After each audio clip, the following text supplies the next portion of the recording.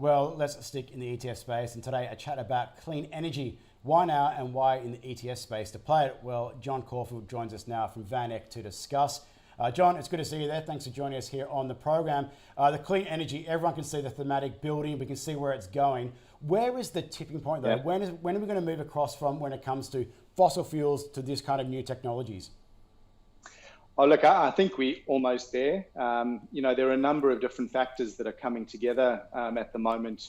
And like you say, there's definitely a tipping point. I mean, it's not going to be someone ringing the bell to let us know, but, the companies themselves standing on their own 2 feet these days, return on equity, positive, actually higher than the broader energy index that, obviously these companies operate in.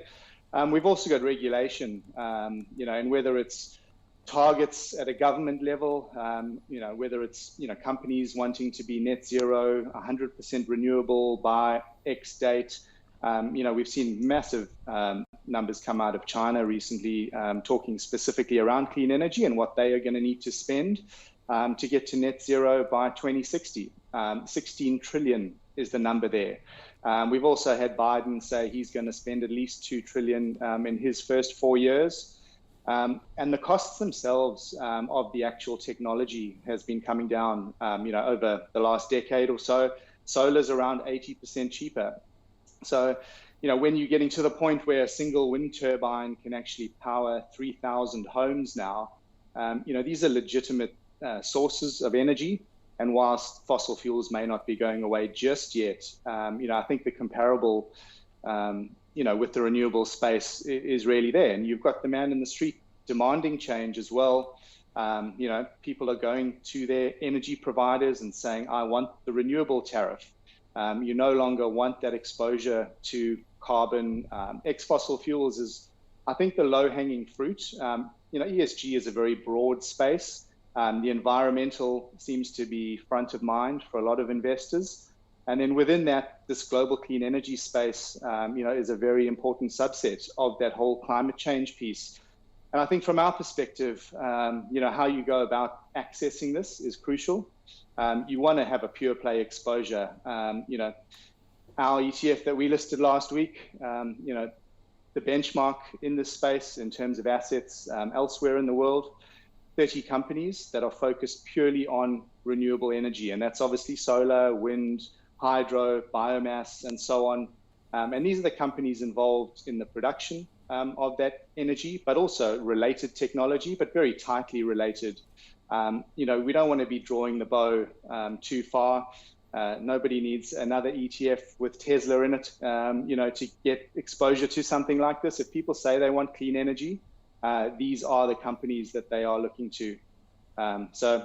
Very exciting space. The ETF's obviously been very well received. And we think structurally, obviously going forward, it's only going to go from strength to strength. But there's a lot in that, isn't there? There is green hydrogen, there's lithium, there's nickel because it's used in some batteries, there's renewables in terms of solar, wind. There's just so much to the whole clean thematic. So where are the pain points? Where can investors get tripped up?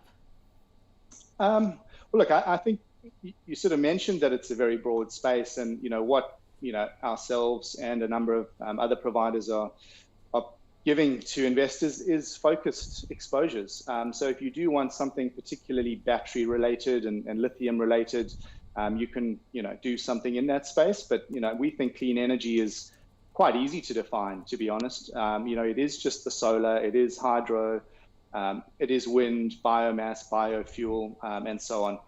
You want to be focused on the production of clean energy. Like I say, if you sort of draw the bow, too far, you start getting, overlap with some other exposures you may have. And, we've seen technologies that have obviously benefited over the last 12 months, whether it's Zoom or something like that, from a global pandemic. There's no doubt about, their rise on the work from home sort of thematic, but you can't give those companies credit for actually going out and changing the world in a climate change sense. So we think it's very important to focus purely on the production side of things there.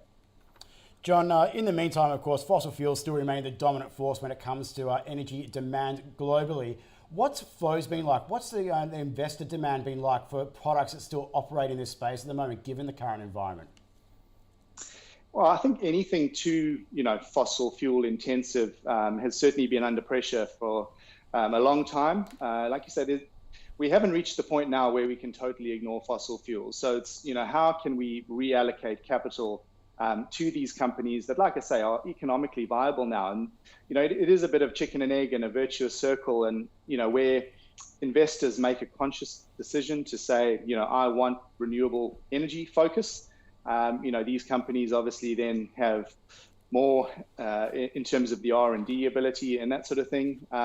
And as I mentioned, return on equity is higher in the renewable sector than it is in the broad energy sector now. So you can sort of see there's been a real tapering off over the last sort of decade or two in terms of the profitability and the economics of those old school fossil fuel related companies. And they now, literally not making as much money at the moment. And again, if you look out 3 to 5 years in terms of forecast EPS growth, this global clean energy sector is, way above both traditional energy, but also the global benchmark as well. So these companies in their own right are, in a very promising space. John Caulfield from VanEck, thanks for joining us on the program today. Thanks, always good to speak to you.